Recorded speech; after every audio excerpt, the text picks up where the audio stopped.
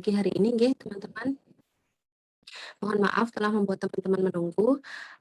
Insyaallah kita akan membahas sedikit mengenai HACCP, yaitu Analysis and Critical Control Point. Jadi ini merupakan lanjutan dari GMP kemarin. Teman-teman kemarin sudah membahas sedikit mengenai GMP, di mana GMP itu merupakan praktik produksi yang baik gitu. Jadi suatu standar yang memastikan bahwa setiap proses di tahapan-tahapan ketika kita ingin memproduksi suatu barang itu sudah dikontrol dengan baik. Artinya sudah mengikuti prosedur yang diakui seperti itu ya kalau menggunakan GMP, diakui secara internasional. Nah, ini juga sama, HACCP ini merupakan lanjutan dari GMP. Jadi ketika kita sudah mempraktikkan praktek produksi yang baik, kemudian kita tetap melakukan kontrol gitu ya. Jadi HACCP ini merupakan salah satu sistem untuk memastikan bahwa kualitas produk yang kita hasilkan itu sudah terjamin mutunya dan kualitasnya gitu.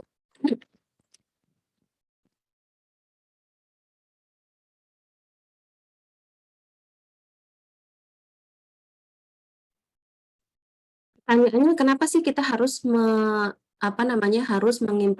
mengimplementasikan HACCP gitu ya. Ini karena kita ingin memastikan bahwa konsumen itu merasa aman ketika mengkonsumsi produk yang kita buat gitu. Jadi ini untuk assurement, untuk memastikan bahwa konsumen itu akan percaya gitu dengan produk kita. Nah, kita ini nggak membicarakan produksi skala kecil ya teman-teman. Ini HACCP ini standarnya internasional. Jadi yang sudah menggunakan HACCP ini biasanya memang perusahaan-perusahaan raksasa gitu ya, yang sudah besar, pabrik-pabrik raksasa yang mereka mainnya ekspor impor kayak gitu. Dan ini juga konsumennya ini pasar global gitu. Jadi kita nggak membicarakan yang skala kecil kalau kita bicara HACCP. Nah, di awalnya ini mulanya ada HACCP itu karena ada ini ya pasar terbuka, pasar global sehingga produsen-produsen yang mainnya ekspor impor itu yang misalnya kita nih, kita ngekspor gitu ya. Kita berarti kan punya pasar, Indonesia punya pasar, Indonesia punya konsumen gitu ya. Nah, ternyata konsumennya Indonesia ini katakanlah kita ngekspor hasil-hasil perikanan atau perundangan itu ke ke beberapa negara Eropa gitu. Di mana beberapa negara Eropa ini sudah tergabung dalam MEE atau Masyarakat Ekonomi Eropa. Kalau bahasa Inggrisnya EEC, itu European Economic Community. Jadi negara-negara yang kita ekspor barangnya, jadi kita mengekspor barang ke mereka, ini ternyata mereka merupakan anggota dari EEC atau MEE ini.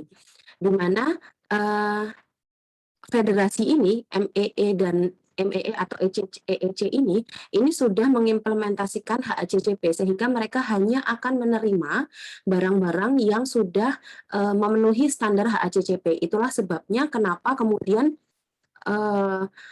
pabrik-pabrik ya, jadi produsen-produsen dari dalam negeri itu juga berlomba-lomba untuk mengimplementasikan HACCP ini supaya bisa bersaing dengan produsen-produsen yang lain. Ibaratnya kalau misalnya perikanan gitu, itu mungkin Vietnam, Jepang, Thailand, mereka juga akan sama gitu ya, mengekspor produk-produk perikanan dan perundangan ke Eropa gitu. Sehingga kalau Indonesia tidak mengikuti standar yang sudah ada yaitu HACCP, ya kita akan kalah gitu. Jadi kita akan kehilangan pasar.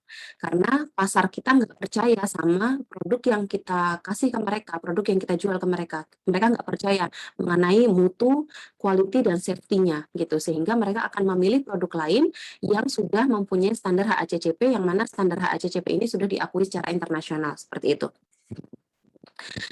Terus ada nggak sih sistem lain selain HACCP? Ada misalnya ISO 9000, terus QMP itu ya, itu merupakan standar-standar lain dan sistem-sistem sistem-sistem untuk memastikan kualitas produk yang lain gitu selain HACCP.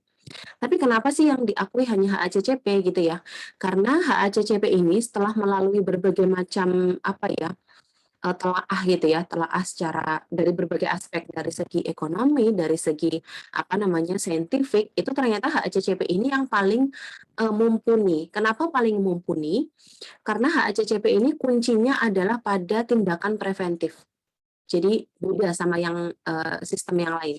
Kalau sistem yang lain misalnya kayak ISO 9000 atau kayak yang QMP, itu mereka masih menekankan apa ya, penjaminan mutu menggunakan metode yang konvensional. Jadi mereka melakukan sampling pada produk akhir.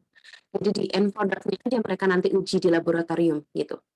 Sedangkan kalau HACCP enggak. HACCP itu mulai dari awal dari bahan baku, mendapatkan bahan baku itu sudah diuji gitu ya. Jadi sudah melalui prosedur gitu. Jadi menggunakan sistem HACCP ini dari bahan baku sampai end product itu semuanya harus dipantau seperti itu. Itu yang pertama ya. Jadi menyeluruh seperti itu. Kemudian yang kedua itu tadi tindakannya preventif. Jadi kalau misalnya sudah terlanjur jadi end product, kan kalau misalnya tercemar atau ada kontaminasi, udah terlanjur kan ya, nggak bisa ditarik lagi toh. Jadi sudah, ibaratnya sudah susah-susah gitu kita memproduksi suatu barang ribuan, ratusan ribu, puluhan ribu item, kemudian ketika disampling ternyata ada defect, ada cacat kayak gitu, ada kontaminasi atau ada kontaminan-kontaminan mikrobiologis yang berbahaya seperti itu, sehingga itu tadi akan sia-sia karena produknya nggak akan bisa keluar dari apa namanya dari pabrik gitu. Makanya kalau HACCP ini karena step by step ya, jadi semuanya dicek, semuanya dilakukan pengujian step by step sehingga ada tindakan preventif ketika suatu step itu ternyata tidak memenuhi threshold minimum jumlah ternyata melebihi threshold minimum jumlah mikroorganismenya. Jadinya dia harus di stop, harus di treatment dulu gitu sehingga nggak terlanjur. Nanti kita lihat step-stepnya. Tapi intinya gitu, kalau di HACCP ini kuncinya adalah pada tindakan preventif sehingga sistem ini lebih diterima secara internasional dan diklaim sebagai sistem yang terbaik yang ada saat ini. Nah, HACCP itu banyak ya teman-teman, seperti kita membicarakan GMP kemarin itu tergantung bidang apa yang konteks apa yang sedang kita bicarakan gitu. Kalau di sini karena apa namanya skupnya di mata kuliah ini sudah kita persempit ya menjadi pangan gitu, maka kita membicarakan GMP dan juga HACCP untuk produk pangan. Nah, kita tahu ya makanan ini merupakan apa ya sumber utama kehidupan gitu ya. Ibaratnya kalau nggak ada makan ya humanity ini nggak akan berlanjut gitu sehingga ada ucapan seperti ini food for a life. Jadi yang apa namanya yang menyokong kebutuhan dasar kehidupan itu adalah makanan. Di mana makanan ini harus memenuhi safety, quality, quantity, security logistik, sustainability, affordability. Safety ini berarti menjamin bahwa makanan yang kita konsumsi ini aman, quality menjamin kualitasnya, aman, berkualitas, quantity jumlahnya cukup, mencukupi, kemudian logistik ini bahan dasarnya, sustainability ini kontinuitasnya, bisa sustainable apa enggak, berkelanjutan atau enggak gitu ya. Jangan sampai kita menyediakan atau kita memproduksi suatu barang yang ternyata dia cuma bisa beberapa kali produksi aja gitu lah. Berarti dia nggak sustainable gitu. Kalau nggak sustainable dia nggak profitable dong ya. Jadi kita harus memastikan bahwa produk yang kita buat itu sustainable, berkelanjutan. Kemudian affordability dalam processing dan marketing. Ini usaha kita untuk memastikan bahwa proses penanganan, processing dan seterusnya yang teknis seperti itu dan juga marketingnya itu maksimal. Nah, ini semua ada berapa? 1, 2, 3, 4, 5, 6 ya, 6 hal. Ini semua diatur dalam proses manajemen. Kalau yang safety dan quality ini namanya quality safe management. Kemudian untuk quantity ini ada manajemen produksi. Kemudian yang logistik ini ada stock supply management. Sustainability ini ada resources management. Kemudian ada affordability, ini ada processing atau marketing. Jadi ada manajemennya sendiri-sendiri. Yang mana ini semuanya pasti mempunyai SOP masing-masing manajemen ini.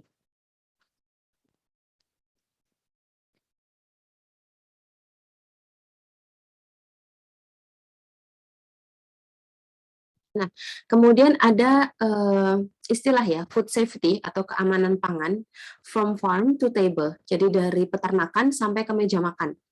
Kalian bayangkan gitu ya, kalau kita makan nih, makan ayam goreng. asalnya ayam goreng ini dari mana gitu ya.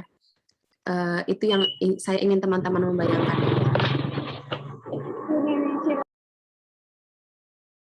Oke. Jadi dari kandang ibaratnya gitu ya, tadi kita lagi ngomongin ayam, berarti ini dari kandang sampai ke meja makan. Gimana sih prosesnya dari kandang sampai meja makan? Kita kan tahu ya kalau di kandang itu kotor gitu. Terus apa namanya, kita pasti bertanya-tanya gitu, apakah pemeliharaannya baik atau tidak, ngasih makan ayamnya nih makanan yang berkualitas atau enggak, kayak gitu ya, sehingga daging yang kita makan ini, daging ayam ini berkualitas atau enggak, gitu ya. Rantainya panjang banget teman-teman, mulai dari agriculture inputs production, jadi mulai dari apa namanya, penerimaan bahan baku mentahnya,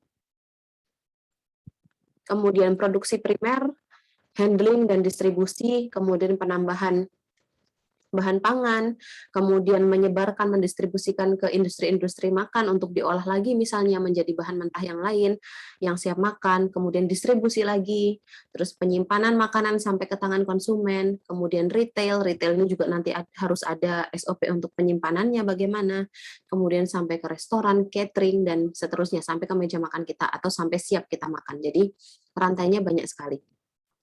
Nah, bahaya-bahaya, hazard itu bahaya ya. Jadi bahaya-bahaya atau hal-hal yang menimbulkan penyakit itu bisa terjadi di setiap step ini.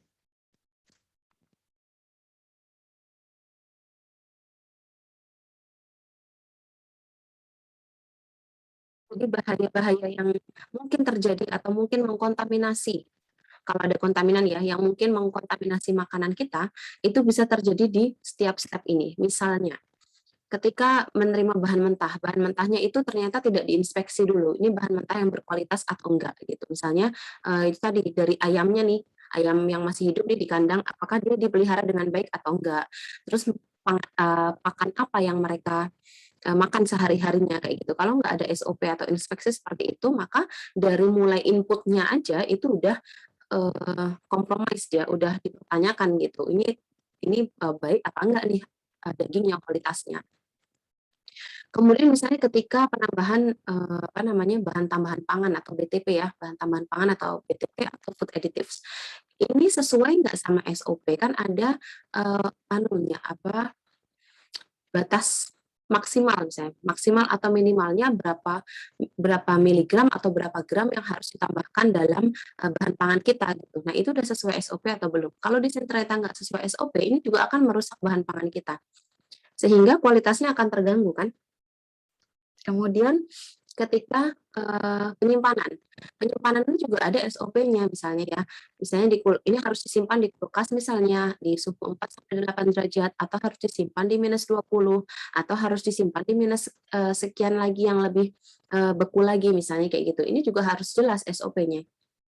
Karena kalau enggak, misalnya kita ini ya, mau jualan nugget gitu kan. Jualan nugget itu kan setengah matang ya, produk setengah matang sudah dikukus, kemudian dikasih apa namanya, dikasih tepung roti misalnya kayak gitu, terus kita package, kita kemas, terus kita simpan. Nah, kalau misalnya disimpan di suhu 4 derajat, kuat berapa hari dia? Gitu. Misalnya kita nggak ngasih SOP itu dengan jelas, sehingga nanti ketika sampai ke tangan konsumen, dia cuma disimpan di suhu 4 derajat, ternyata udah jamuran, gitu, nggak kuat. Ternyata dia harus disimpan di -20, kayak gitu. Nah, itulah yang saya bilang tadi, bahwa semua bahaya ini bisa terjadi di setiap step dari apa ya, bahan pangan kita, gitu. Dari setiap step ini, mulai dari kandang sampai ke meja makan kita. Nah, sehingga diperlukan suatu kontrol dan juga proses pelacakan ya, mekanisme pelacakan. Jadi kombinasi antara kontrol dan mekanisme pelacakan supaya apabila terjadi suatu apa ya, hazard, terjadi suatu kontaminasi pada bahan pangan kita, ini bisa kita cek di mana nih terjadinya. Oh, ternyata ketahuan nih, ternyata di proses distribusi. Di distribusi ini seharusnya dia dilindungi dipakai apa namanya, pakai cooler box misalnya ya, harus dingin gitu ya, ternyata proses distribusi dia nggak pakai cooler box, dia pakai box-box biasa sehingga temperaturnya terganggu gitu, yang seharusnya dia di suhu rendah, dia jadi di suhu ruang, malahan panas ya kalau di dalam apa namanya, truk box itu, kemudian di luar seharian atau mungkin nggak tahu distribusinya sejauh apa kan, misalnya antar kota ya berarti akan rusak. Oh, berarti kerusakannya ada di distribusi gitu. Jadi makanya harus ada mekanisme ini, mekanisme kontrol dan juga pelacakan supaya bisa melihat di mana sih proses kerusakannya itu terjadi dan kita evaluasi di proses itu. Nah, terus dari tadi kita ngomongin HACCP ya. HACCP itu fungsinya apa sih buat industri pangan gitu ya? Yang pertama tentu saja untuk meningkatkan volume penjualan. Karena kenapa meningkatkan volume penjualan? Karena kita meyakinkan konsumen bahwa tingkat keamanan yang diinginkan itu sudah tercapai gitu, bahwa makanan yang akan kita konsumsi itu sudah memenuhi standar keamanan seperti itu, sehingga konsumen menjadi yakin dan bisa purchase dalam jumlah banyak, pede gitu mereka purchase dalam jumlah banyak. Kemudian efisiensi biaya. Efisiensi biaya ini dilihat dari mana? Dia mengurangi pemborosan sumber daya dengan memusatkan faktor-faktor yang relevan, cost effectiveness dan efisiensi. Kemudian penolakan juga lebih sedikit. Jadi ini meminimalisir kita harus menarik ulang barang yang sudah kita sebarkan. Jadi barang yang sudah beredar, kalau ditarik ulang itu ruginya seberapa coba ya. Jadi kita sudah menyiapkan untuk distribusi, itu juga kita bayar bayar karyawan, kemudian bayar bensin dan seterusnya. Pokoknya untuk mendistribusikan produksi itu biayanya sudah besar. Dan ketika harus menarik kembali kita rugi besar gitu. Sehingga dengan adanya HACCP kita meminimalisir itu, kita mengefisiensikan biaya. Dari mana? Dari meminimalisir resiko untuk harus menarik kembali produk yang sudah kita edarkan, seperti itu. Kemudian meningkatkan kepuasan pelanggan ya, tentu pelanggan akan puas apabila sudah mengetahui bahwa produk yang kita jual ini sudah memenuhi standar HACCP. Kemudian dari marketing ini bisa jadi selling point, jadi ini bisa jadi apa ya,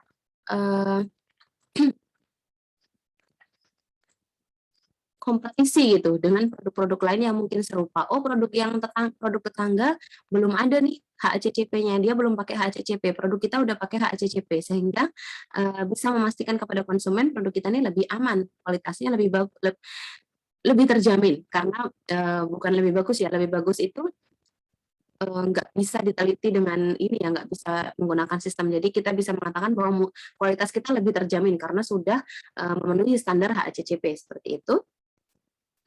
Kemudian kalau dari sumber daya manusianya, memberikan kepercayaan diri yang tinggi pada pebisnisnya dan juga karyawannya gitu, bahwa kita sudah memenuhi prosedur standar yang diharuskan secara internasional. Kemudian juga kita bisa memperbaiki ya di sebagai direksinya atau ownernya gitu, ini memperbaiki pengertian dan motivasi kerja tim, bahwa menggunakan HACCP ini penting gitu bagi industri pangan. Kemudian bagi otoritas yang berwenang, ini meyakinkan otoritas yang berwenang bahwa produk-produk yang kita edarkan ini sudah sesuai dengan standar, jadi sudah aman.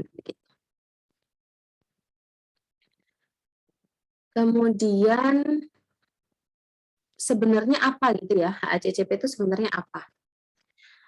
Jadi HACCP ini merupakan suatu sistem yang nanti akan mampu untuk mengidentifikasi, kemudian menilai atau assessment ya, memberikan penilaian. Jadi mampu mengidentifikasi, memberikan penilaian, dan juga mengontrol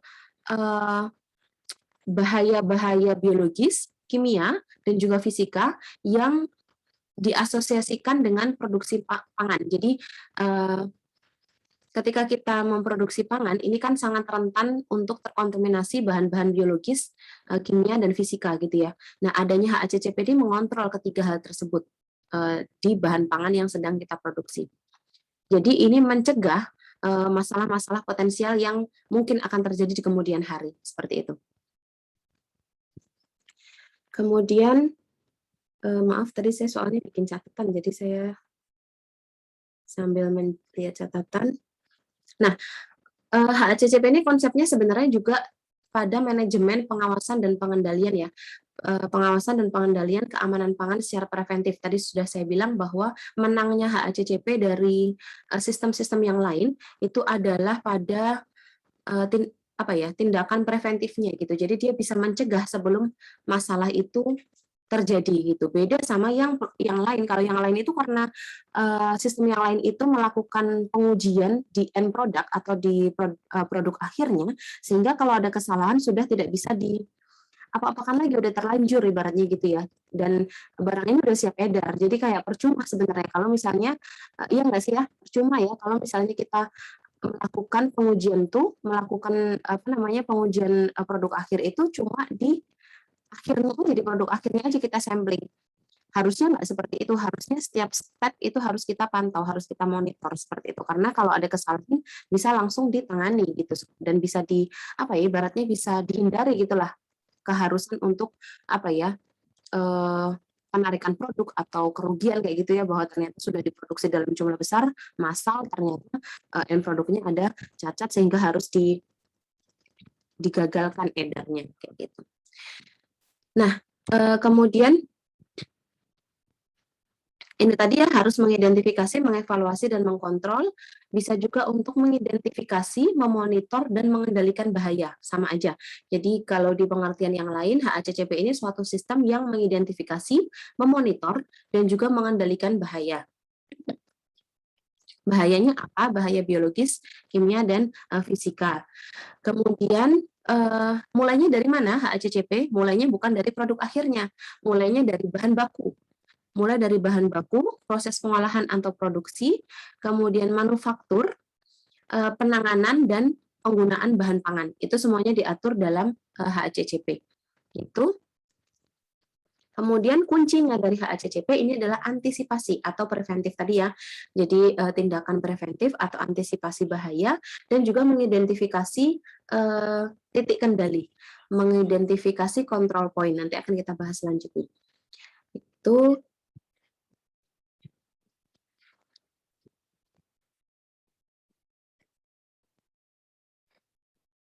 Nah, sekarang sejarah singkatnya mengenai HACCP. Jadi, kita mulainya dari NASA ya. Emang ternyata HACCP itu mulainya lahir dari NASA. Jadi HACCP itu mulai digunakan secara luas itu tahun 1987. Itu mulai diadopsi oleh US ya, melalui lembaganya, agensinya FDA. Kemudian diadopsi juga oleh EEC atau European Economic Community. Kemudian dari situ itu digunakan secara luas, secara global, digunakan di seluruh dunia. Jadi sekitar tahun 1987. Tapi konsep HACCP itu sendiri itu mulainya dari tahun 1960-an. Kenapa muncul seperti itu? Karena pada tahun 1960 ini adalah tahun di mana ada ekspedisi pertama ya dari NASA. Jadi ekspedisi pertama di mana mereka mengirim astronot keluar. Kemudian pada ekspedisi ini tentu mereka harus berbekal ya, berbekal segala macam hal-hal yang vital gitu. Salah satunya adalah makanan. Nah, ternyata makanan ini merupakan salah satu resiko yang berhasil diidentifikasi oleh tim yang akan mengirim astronot ini. Jadi apa namanya? Sebentar, saya ulang ya, saya parafrase. Jadi kan pada tahun 1960 NASA akan mengirim astronot gitu ya keluar ke outer space, keluar angkasa. Jadi mengirim astronot keluar angkasa, di mana ketika mereka mengirimkan manusia ya untuk melakukan ekspedisi, berarti kan harus ada sumber pangan. Jadi mereka harus punya bahan pangan, ya kan? Nah, ternyata keamanan bahan pangan itu menjadi faktor risiko yang signifikan, yang dinilai signifikan oleh NASA. Karena kalau kan mereka akan makan dari situ, mendapatkan energi dari situ, sehingga dari makanan yang akan mereka bawa. Sehingga kalau makanan tersebut tidak aman, itu akan membahayakan kesehatan dan keselamatan seluruh tim seperti itu. Sehingga keamanan pangan diklaim waktu itu menjadi menjadi suatu faktor risiko yang punya signifikansi besar seperti itu. Sehingga mereka berpikir kalau segitu pentingnya masalah keamanan pangan ini untuk mereka, berarti kita harus punya standar. Kita harus punya standar bahwa makanan yang kita kasih ke mereka, yang akan mereka bawa keluar angkasa, itu sudah sesuai dengan standar yang baku gitu, bahwa itu betul-betul aman, bebas dari mikroba, bebas dari bahan-bahan biologis yang lain seperti itu, sehingga akan aman mereka konsumsi di luar angkasa seperti itu ya. Idenya begitu dulu. Nah, kemudian dari situ mulailah ada kolaborasi antara Pillsbury. Jadi Pillsbury ini merupakan suatu company atau perusahaan untuk memproduksi bahan pangan ya. Jadi Pillsbury ini berkolaborasi dengan NASA tahun 1960-an. Ini untuk mendesain sistem HACCP. Jadi HACCP ini lahirnya dari NASA sebenarnya ya, untuk memastikan bahwa astronotnya aman gitu sebenarnya. Nah, kemudian sistem HACCP ini akhirnya disahkan ya untuk memproduksi bahan pangan yang akan dibawa oleh tim astronot tadi. Kemudian di tahun 1970-an ternyata HACCP ini ditelaah bagus gitu, bahwa dia ternyata sangat sangat rigid gitu untuk memastikan bahwa kualitas dan mutu pangan itu baik seperti itu ya. Jadi HACCP akhirnya diadopsi oleh FDA di US. Kemudian 10 tahun kemudian 1980-an HACCP akhirnya berkembang, nggak cuma di US aja tapi juga di Eropa melalui itu tadi EEC tadi, melalui EEC. Kemudian di tahun 1990-an HACCP diadopsi oleh WHO. Nah, inilah ketika mengglobal gitu ya. Inilah fase ketika dia mengglobal melalui WHO. Jadi di awal dia hanya merupakan suatu sistem dari suatu lembaga di sebuah negara gitu ya, di US yang dikembangkan oleh NASA dan Pillsbury. Kemudian dari NASA dan Pillsbury, HACCP diadopsi oleh agensi pemerintah ya, dari FDA, jadi kayak BPOM-nya Indonesia gitu. Kemudian dari FDA di US diadopsi lagi oleh EEC di Europe, di Eropa, jadi melalui European Union. Kemudian setelah itu dari Eropa ya, sudah ada di Amerika, ada di Eropa, kemudian diadopsi lagi oleh WHO. Nah, dari WHO ini kemudian dia dilegislasikan ya, jadi dilegalkan gitu, dilegalkan di seluruh dunia. Sehingga sistem ini akhirnya harus diikuti oleh seluruh negara di dunia gitu. Apalagi mereka yang punya yang punya jaringan kerjasama seperti itu. Seperti tadi yang saya contohkan, misalnya mengekspor bahan-bahan perikanan dan perundangan seperti itu. Nah, kemudian ada apa aja sih HACCP ya? Prinsipnya ada 7 teman-teman. Jadi yang pertama adalah identifikasi bahaya dan juga penilaian tingkat bahaya dan risiko. Jadi ini yang pertama, step pertama. Kemudian yang kedua, menentukan critical control point untuk mengendalikan bahaya yang teridentifikasi. Kemudian yang ketiga, kita menentukan batas kritis atau limit gitu ya, limit yang menunjukkan efektivitas pengendalian. Kemudian kita menerapkan pemantauan. Setelah pemantauan ada tindakan koreksi atau perbaikan. Kemudian ada verifikasi sistem. Kemudian penyimpanan data atau dokumentasi. Nah, sekarang yang pertama, identifikasi bahaya dulu. Jadi identifikasi bahaya ini merupakan suatu step pertama dalam HACCP. Jadi dari makanan yang sudah kita terima nih inputnya, kita uji dulu, dia ada nggak nih zat biologis, kimia, fisika yang melebihi dari batas yang bisa diterima, batas yang bisa ditolerir. Itu yang mana kalau dia melebihi batas yang bisa ditolerir atau melebihi threshold, itu nanti akan merusak makanan tersebut gitu. Kemudian berpotensi menyebabkan gangguan kesehatan dan penyakit.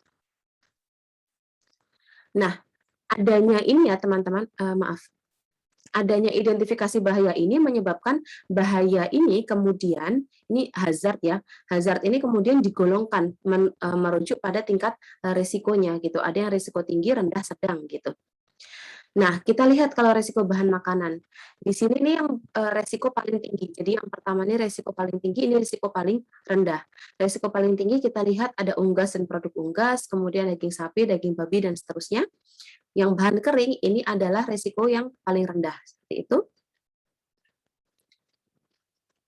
Kemudian harus menetapkan CCP. CCP ini adalah Critical Control Point, di mana critical control point ini merupakan suatu titik atau prosedur yang mana pengendalian itu bisa dilakukan gitu ya, sehingga hazard itu bisa dieliminasi atau dicegah sehingga tidak akan mencapai tingkatan yang merugikan seperti itu. Jadi sebenarnya teman-teman sebelum menetapkan CCP, kita harus menetapkan CP. Jadi CP itu adalah critical control point, ya. Nah, sebelum critical control point itu ada critical point. Di mana critical point ini adalah nilai-nilai yang bisa ditolerir dari hazard tadi. Hazard tadi ada biologi, kimia, fisika ya. Itu hazardnya. Nah, kita harus menentukan critical point. Critical point ini adalah kita menentukan threshold maksimal di mana threshold ini tidak boleh dilewati. Jadi misalnya kandungan dari cemaran biologis itu maksimal dalam makanan itu 0. Jadi nggak boleh ada cemaran biologis. Kayak gitu ya misalnya. Seperti itu. Sehingga ketika diuji, diidentifikasi bahaya tadi, oh ada cemaran biologisnya nih, ternyata ada berapa CFU per mili misalnya. Ternyata kita menemukan mikroba di situ.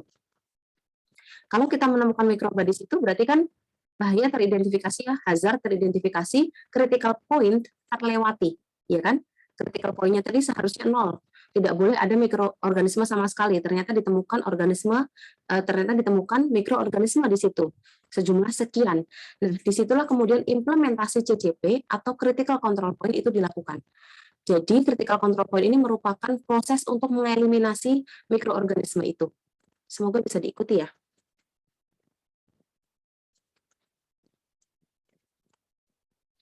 Nah, dari sini teman-teman semoga bisa melihat maksud saya tadi bahwa ketika bahaya itu sudah teridentifikasi, dia harus segera ditindak gitu ya, supaya tidak berkelanjutan. Jadi udah terlanjur ke prosedur-prosedur ke tahapan-tahapan selanjutnya, ternyata dia menyebabkan kondisi bahaya seperti itu ya, sehingga terlanjur. Nah, itulah menangnya HACCP seperti itu daripada sistem yang lain.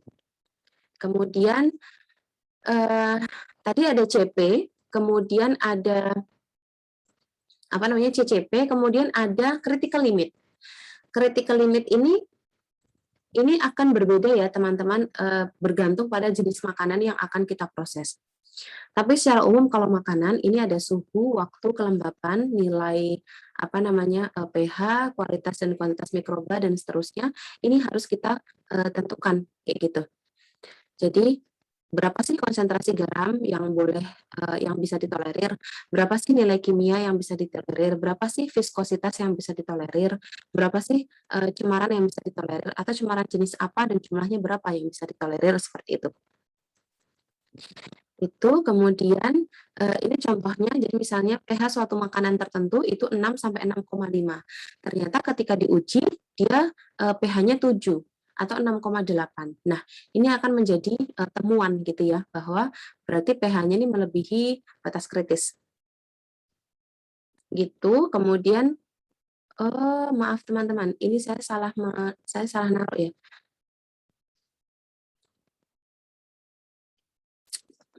Ini limit kritis yang saya maksud ini adalah critical point yang tadi saya bilang. Jadi ada CCP, ada CP.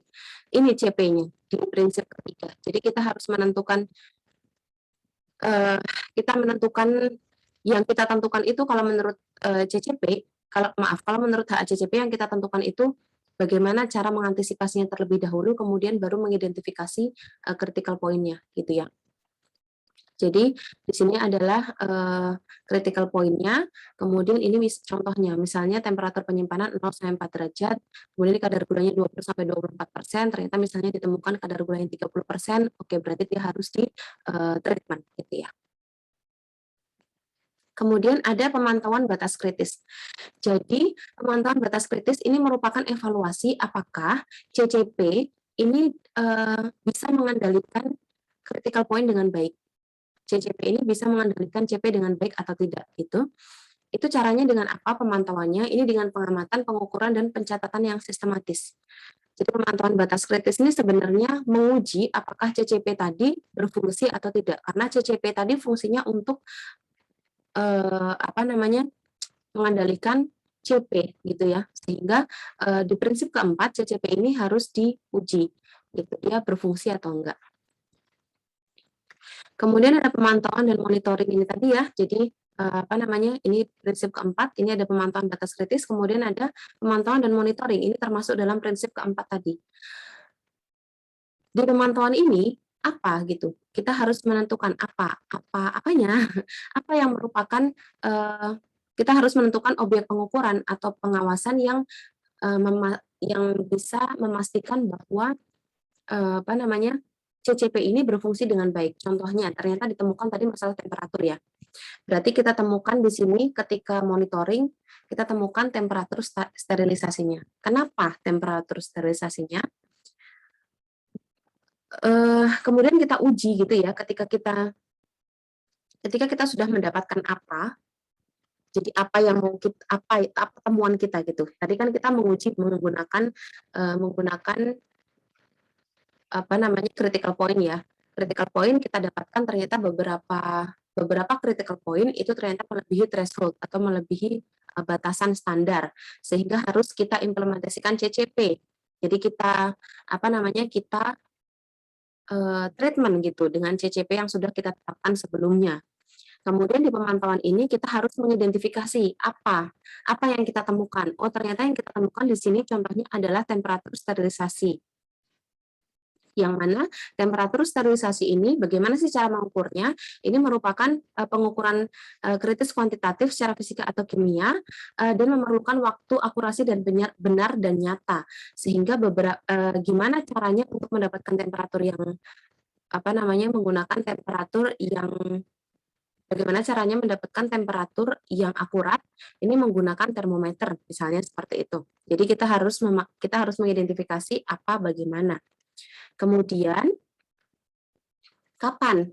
Jadi kapan sih seharusnya termometer ini dicek gitu ya, dia bekerja atau enggak? Atau berapa kali produk pangan ini diuji menggunakan termometer seperti itu. Kemudian diketahui ternyata frekuensinya tiap 15 menit. Jadi tiap 15 menit sekali dicek apakah suhunya berubah atau enggak gitu. Ini mungkin terutama di ini ya pembuatan keju, susu kayak gitu yang sangat sangat ketat pengaturan suhunya begitu sehingga harus diuji terus gitu ya. Suhunya ini sudah sesuai apa belum sehingga setiap 15 menit harus dicek. Kemudian siapa yang mengerjakan proses ini? Yang mengerjakan proses ini berarti orang yang harus sudah kompeten gitu ya. Jadi kita sebut operator di sini yang mana dia sudah kompeten dan sudah berpengalaman untuk memeriksa atau menggunakan alat termometer ini. Seperti itu. Jadi intinya ini catatan teman-teman. Jadi ketika ada temuan, ini merupakan catatan apa aja yang perlu kita identifikasi. Itu di prinsip keempat. Terus prinsip kelimanya ini adalah tindakan koreksi. Jadi tindakan koreksi ini merupakan decision making. Kalau yang tadi CCP itu tindakan koreksi yang dilakukan oleh ibaratnya orang di lapangannya gitu ya. Tapi kalau tindakan koreksi yang ini, yang prinsip kelima, ini merupakan decision making. Jadi apabila suatu nilai threshold ya atau nilai target itu kurang pengendalian, ternyata sudah di treatment, itu ternyata tidak bisa terkendali, artinya tidak bisa kembali ke misalnya tadi mengenai kadar gula ya, kadar gulanya harusnya 20-24, kita dapetin ternyata 30%, ternyata setelah di treatment dia cuma bisa di 26%, udah di treatment kayak apa nggak bisa turun lagi, berarti harus ada decision making kan, gimana produk ini akan lanjut atau enggak gitu ya. Nah, di sini berarti kita ketahui bahwa ternyata zat kimia dalam produk pangan itu tidak bisa dikendalikan gitu ya, gagal gitu pengendaliannya karena nggak bisa ke range 20-24%. Maka dilakukan perbaikan proses dan memperketat pengawasan sebelum ada penyimpangan. Jadi ini diusahakan untuk diperbaiki gitu, mengusahakan untuk diperbaiki sehingga tidak akan terjadi penyimpangan yang lebih parah seperti itu ya. Kemudian, oh maaf, ini tadi yang saya bilang ada makanan yang resiko tinggi rendah.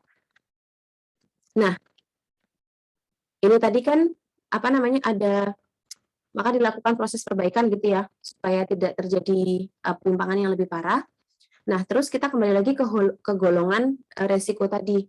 Kalau misalnya makanan tadi risikonya itu tinggi, itu berarti tindakan koreksi dan perbaikannya Yang pertama, makanan nggak boleh diproses atau diolah sebelum semua penyimpangan dikoreksi atau diperbaiki. Kemudian makanan ditahan atau tidak didistribusikan dan diuji keamanannya.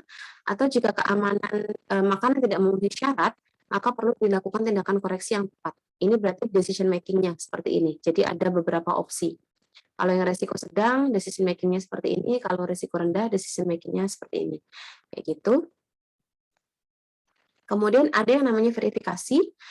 Verifikasi ini pertama harus dibuat jadwalnya dulu. Jadi kita kan udah punya waktu misalnya dari mulai produksi sampai dari mulai kita dapat bahan baku sampai produk akhir itu kita udah punya timeline ya, kira-kira membutuhkan waktu berapa lama kayak gitu. Nah, maka untuk memverifikasi kita harus menetapkan jadwal kapan harusnya verifikasi ini dilakukan kayak gitu.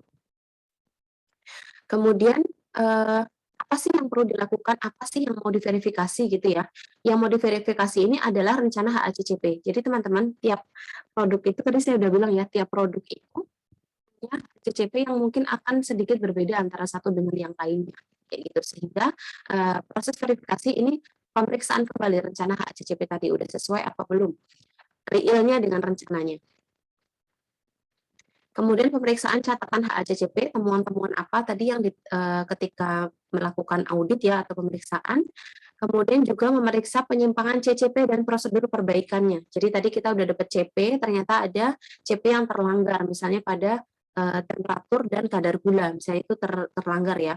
Terus kita memeriksa CCP-nya bagaimana untuk apa namanya untuk prosedur perbaikan dari pelanggaran atau penyimpangan pada kandungan gula dan temperatur tadi. Kemudian melakukan pengamatan visual selama produksi dan mengendalikan CCP.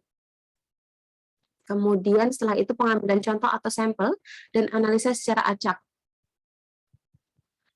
Kemudian membuat kesesuaian rencana HACCP. Jadi ini verifikasi ini kalau misalnya tadi ditemukan apa namanya ditemukan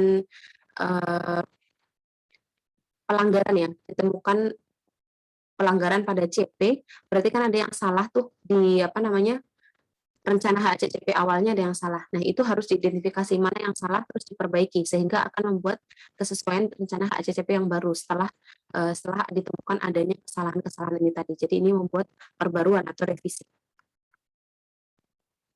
Nah, kemudian yang terakhir adalah dokumentasi. Jadi setiap catatan, setiap notulen, setiap temuan, setiap dokumentasi itu harus ada judul dan tanggal, kemudian ada keterangan makanan, ini makanannya apa gitu ya, itu harus jelas diterangkan di situ, dideskripsikan, kemudian bahan peralatan yang digunakan apa saja, proses pengolahan apa saja yang dilakukan untuk membuat bahan pangan mentah menjadi produk akhir yang apa namanya yang siap jual. Kemudian CCP yang ditemukan apa, itu didokumentasi. Batas kritis yang ditetapkan apa untuk bahan pangan ini, itu juga didokumentasi. Kemudian penyimpangan dari batas kritis yang terjadi.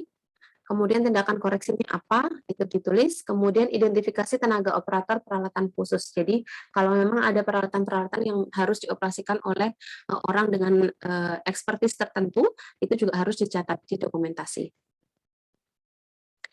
Nah, untuk menerapkan HACCP ini ada proses-prosesnya, tahapan-tahapannya. Yang pertama, kita harus membentuk tim HACCP dulu. Itu kemudian kita harus membuat deskripsi produk. Produk ini tuh produk apa gitu. Ini harus dideskripsikan dengan jelas di sini. Kemudian juga harus mengidentifikasi rencana penggunaan. Mengidentifikasi rencana penggunaan, kemudian penyusunan bagan alir, terus konfirmasi bagan alir di lapang, ini udah sesuai belum bagan alirnya, udah sesuai dengan flow chart-nya yang ada di lapangan atau belum. Kemudian penetapan bahaya dan pengendaliannya bagaimana, jadi ini identifikasi hazard dan juga pengendaliannya. Terus penentuan CCP, penentuan CP per CCP, kemudian penyusunan sistem pemantauan setiap CCP, kemudian penetapan tindakan koreksi setiap penyimpangan, penetapan prosedur verifikasi, dan juga penetapan dokumentasi dan pencatatan. Jadi ini apa namanya proses HACCP itu secara ringkas ya itu seperti ini. Itu teman-teman kira-kira yang bisa saya sampaikan. Apabila ada pertanyaan kami persilahkan.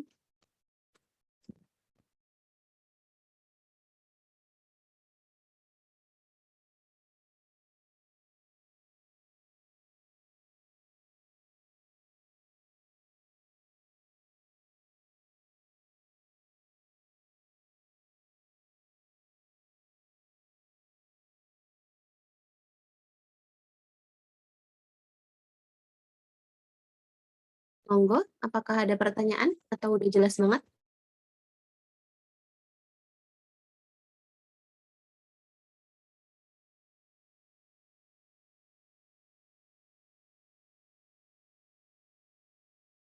Kalau ada yang mau diklarifikasi boleh juga.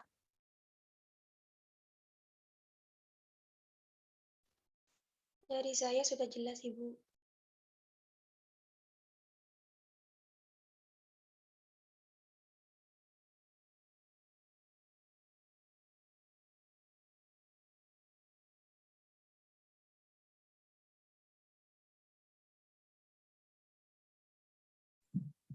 Izin bertanya, Ibu. Boleh, Mas? Hah? Bukannya kamu ada lomba? Alhamdulillah sudah selesai, Ibu. Karena Oh, online langsung bisa keluar. oh iya. Oke, monggo, Mas. Tadi kan di bagian klarifikasi tertulis bahwasanya kayak pencatatan kembali rencana HACCP. HACCP, nggih, Bu. Itu kan kemudian di bawah lagi itu ada kayak diulang lagi bahwasanya apa ya, diklarifikasi lagi kayak gitu. Apakah yang tadi maksudnya tadi kan ada tulisan apa ya, kayak menulis kembali rencana HCCP tadi kan, Bu. Apakah yang gimana ya pertanyaannya? Apakah sudah dibuat bahwasanya HCCP tersebut atau belum gitu, Bu, sehingga dibuat sehingga tertulis bahwasanya di situ melakukan kembali rencana kayak gitu, Bu, dan dilakukan lagi klarifikasi. Terima kasih. Oke. Makasih Mas Munir atas pertanyaannya. Jadi kalau misalnya kita mau membuat suatu produk nih. Nah, setiap produk yang kita buat,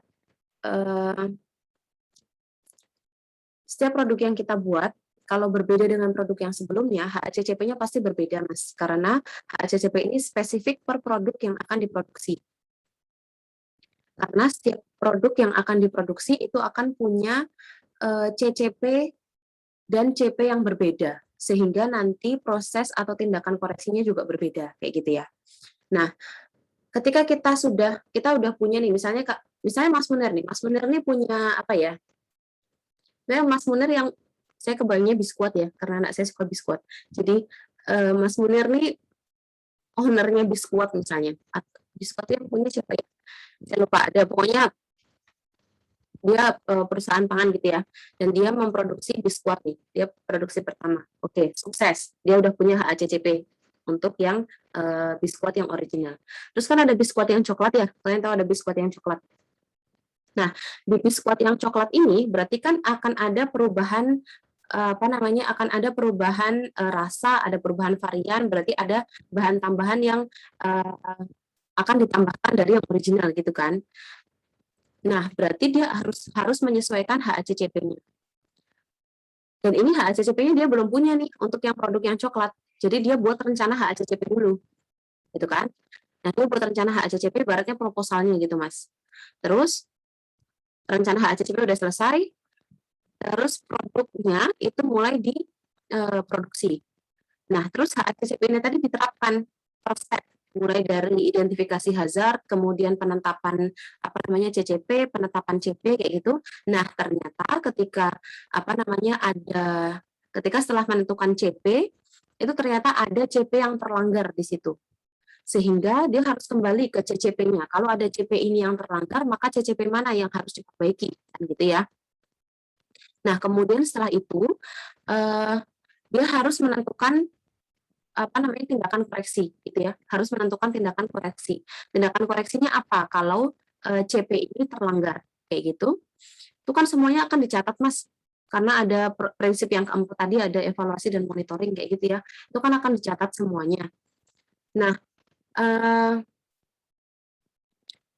jadi ketika nanti proses verifikasi itu akan mencocokkan antara HACCP yang tadi rencana awal itu sudah dibuat, ternyata kan ditemukan ada pelanggaran di CP tadi. Berarti kan rencana tadi kan nggak sempurna ya HACCP-nya tadi. Maka disempurnakan. Di bagian mana tadi yang terlanggar? CP apa yang terlanggar? Oh, ternyata CP di bagian temperatur. bagian temperatur terlanggar, terus dia merunut lagi. Tadi kan makanya harus ada proses traceability ya, harus ada bisa pelacakan ulang kayak gitu. Jadi di mana ini yang menyebabkan temperaturnya nggak sesuai sama CP. Nah, di situ dia perbaiki. Maka karena ada perbaikan, HACCP awal itu kan harus direvisi menggunakan berdasarkan perbaikan-perbaikan yang tadi ditemukan kayak gitu ya. Jadinya akan ada HACCP yang baru setelah direvisi kayak gitu. Nah, HACCP yang baru ini yang menghasilkan produk yang sempurna sesuai dengan karakteristik yang kita inginkan, HACCP inilah yang nanti akan digunakan untuk pembuatan produk berikutnya yang sama. Gitu. Jadi misalnya mau reproduksi lagi, mau mau memproduksi apa namanya varian yang sama lagi, HACCP-nya ini sudah jadi dan sudah revisi seperti itu. Kira-kira begitu Mas Munir. Terima kasih Ibu. Oke, sama-sama. Ada lagi teman-teman? Saya izin bertanya, Bu. Monggo. Kan HACCP kan untuk produk import ya, Bu. Nah, untuk pengecekannya itu kan misal di Indonesia gitu pabriknya, terus misal importnya ke Malaysia gitu.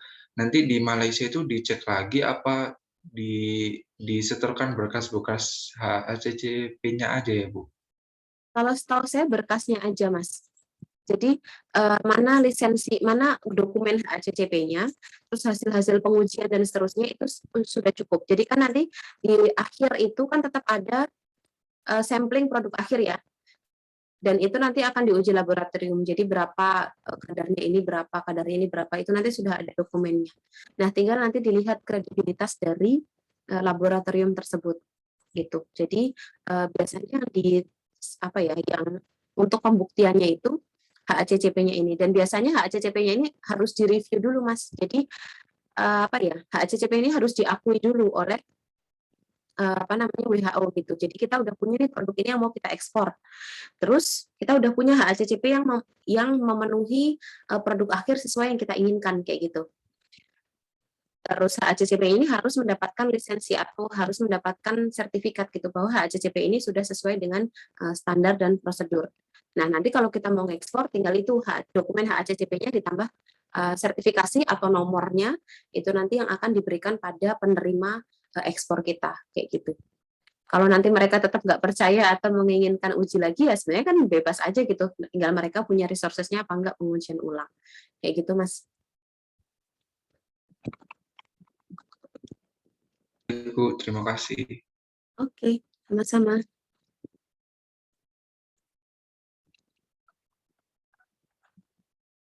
Ada lagi?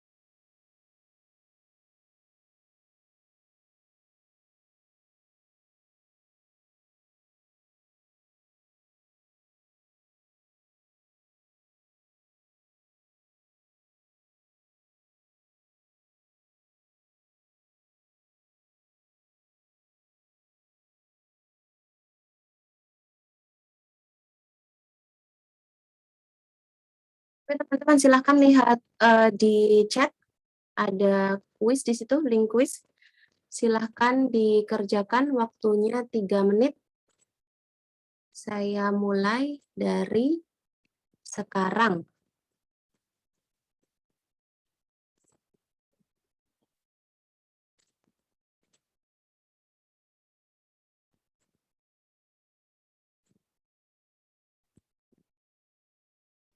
Mulai ya, 3 menit.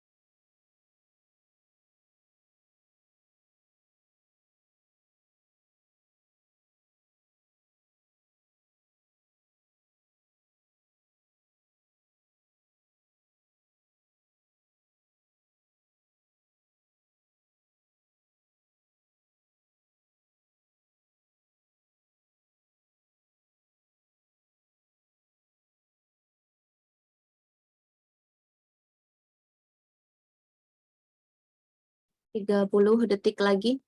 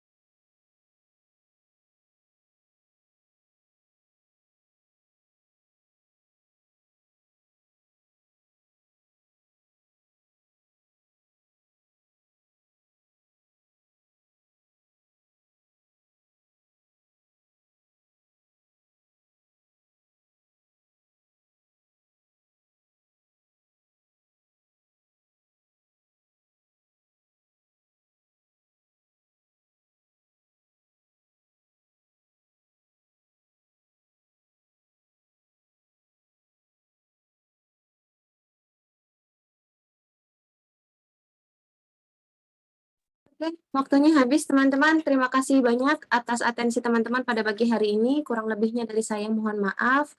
Semoga apa yang kita bahas pada pagi hari ini memberikan manfaat bagi teman-teman semua. Kita tutup dengan doa penutup majelis. Subhanakallahumma wa bihamdika asyhadu alla ilaha illa anta astaghfiruka wa atubu ilaik. Alhamdulillah. Wassalamualaikum warahmatullahi wabarakatuh. Waalaikumsalam warahmatullahi wabarakatuh. warahmatullahi wabarakatuh. Waalaikumsalam warahmatullahi Terima kasih, Bu. Terima kasih, wabarakatuh. Bu. Terima kasih, Bu.